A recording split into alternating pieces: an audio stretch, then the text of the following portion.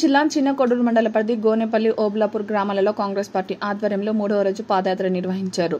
ఈ సందర్భంగా కాంగ్రెస్ పార్టీ మండల కోఆర్డినేటర్, జిల్లా ప్రధాన కార్యదర్శి ఎండి షాబుద్దీన్, మండల అధ్యక్షులు మీషం మహేందర్ మాట్లాడుతూ ప్రతి వ్యక్తి భారత రాజ్యాంగ పరిరక్షణకు ముందు రావాలని అన్నారు.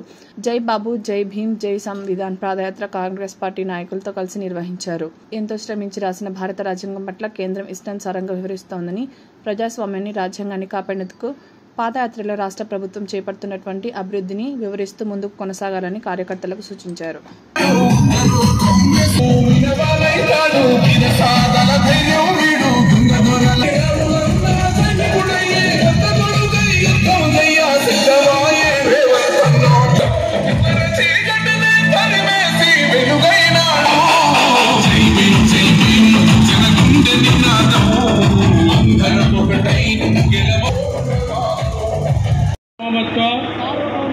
సౌమ్యవాద, లౌకిక, ప్రజాస్వామ్య, గణతంత్ర రాజ్యాంగ నిర్మించుకోవడానికి సాంఘిక, ఆర్థిక, రాజకీయ న్యాయాన్ని ఆలోచన, భావ ప్రకటన అంతస్తులోని అవకాశాల్లోనూ సమానత్వాన్ని కల్పించడానికి కులమత, ప్రాంత, వర్గ, వర్ణ, లింగ, ధనిక, పేద లాంటి ఏ రకమైన భేదాలు లేకుండా అందరికీ సమాన హక్కుల బాధ్యతలు రాజ్యాంగం కల్పించింది.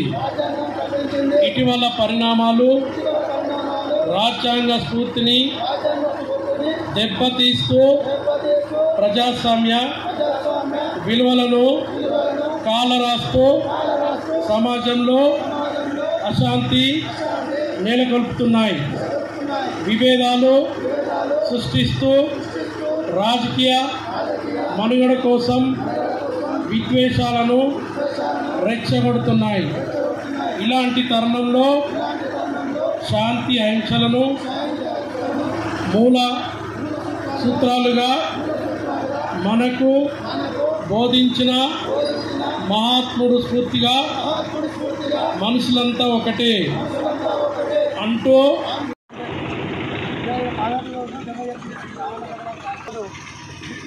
జై భీమ్, జై బాపు, జై సంవిధాన్ ఏదైతే నినాదంతో కాంగ్రెస్ పార్టీ పిసిసి అధ్యక్షులు మహేష్ కుమార్ గౌడ్ గారు, తెలంగాణ ముఖ్యమంత్రి రేవంత్ రెడ్డి గారు, మా నియోజకవర్గ ఇన్ఛార్జ్ పూజల కృష్ణ గారి ఆదేశాల మేరకు చిన్నకోడూరు మండలంలోని ప్రతి గ్రామంలో 3 రోజులుగా పాదయాత్ర చేస్తున్నాం.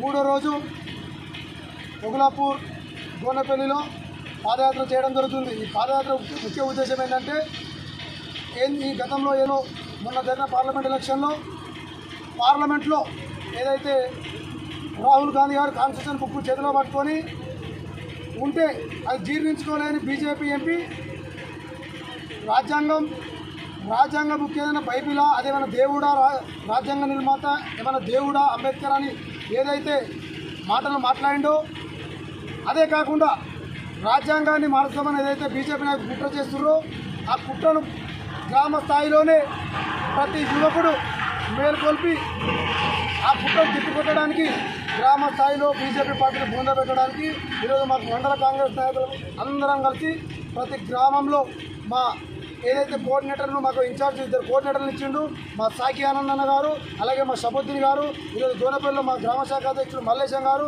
జంగిడి బాలరాజు గారు, అదే మా మండల నాయకులు అందరి ఆధ్వర్యంలో ఈరోజు ప్రతి గ్రామంలో మేము పాదయాత్ర చేయడం జరుగుతుంది.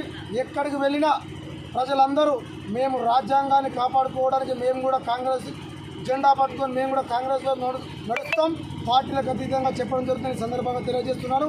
జై బాబు, జై భీమ్. ఓబులాపూర్ మరియు గోనేపల్లి గ్రామంలో పెద్ద ఎత్తున చేయడం జరిగింది. మా అగ్రనేత రాహుల్ గాంధీ సూచనల మేరకు మరియు మా జాతీయ నాయకుడు మా మల్లికార్జున ఖర్గే గారు వారి ఆదేశాల మేరకు మరియు మా పిసిసి అధ్యక్షులు మహేష్ కుమార్ గౌడ్ గారి ఆదేశాల మేరకు ఇక్కడ ఉన్నటువంటి నియోజకవర్గ ఇన్ఛార్జ్ అయినటువంటి పూజల హరికృష్ణ గారి ఆదేశాల మేరకు ఈ కార్యక్రమం చేయబడుతుంది. అయితే ఏదైతే భారత రాజ్యాంగం బుక్కు చేతిలో పట్టుకుంటే అంబేద్కర్ గారిని కేంద్ర మంత్రి అయినటువంటి అమిత్ షా గారు అంబేద్కర్ గారిని అవహేళన ఎట్లా మాట్లాడిండో అది అందరూ దేశవ్యాప్తంగా ప్రజలందరూ చూశాడు. ఒకటి ఏంటంటే బీజేపీ పార్టీకి ఒకటే, ఎప్పుడు చూసినా కులాలు మతాలు విభేదాలు తప్ప రాజకీయ లబ్ధి, అదొకటే రాజకీయ లబ్ధి. వీరికి వచ్చే ఎన్నికల్లో ఖచ్చితంగా భారతదేశ వ్యాప్తంగా ప్రజలందరూ గమనిస్తున్నారు.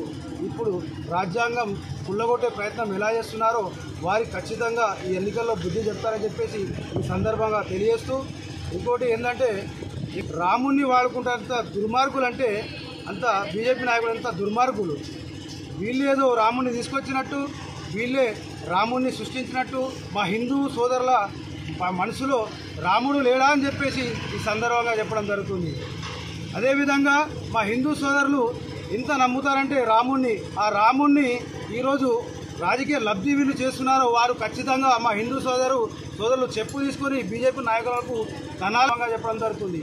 అదేవిధంగా ఏ గ్రామంకి వెళ్ళినా ఆ గ్రామంలో హిందువులు ముస్లింలు బావమర్ది తమ్మి అన్న అనే రకంగా ఉన్నారో వారిని వివేచించే ఈ రాజకీయ లబ్ధి కోసం ఎలా విభజిస్తున్నారో ఆ బీజేపీ నాయకులకు ఖచ్చితంగా ఈ వచ్చే ఎన్నికల్లో ముడి మీద దాన్ని ఖచ్చితంగా బుద్ధి చెప్తారని చెప్పేసి ఈ సందర్భంగా చెప్పుకుంటూ, రాబోయే తరానికి మా రాహుల్ గాంధీ గారు ప్రధానమంత్రి అవడం ఖాయమని చెప్పేసి ఈ సందర్భంగా చెప్పడం జరుగుతుంది. తెలంగాణ